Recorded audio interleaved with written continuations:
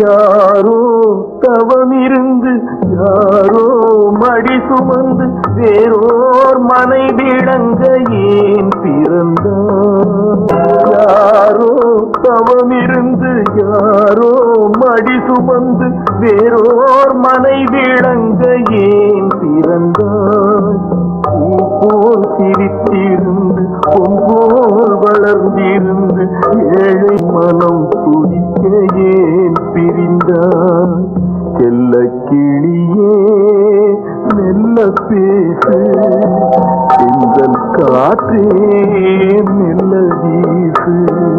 தோளில் தவழ்ந்திருக்க தொட்டில் நிறைந்திருக்க பிள்ளை துணை வேண்டி கிடந்தேனா?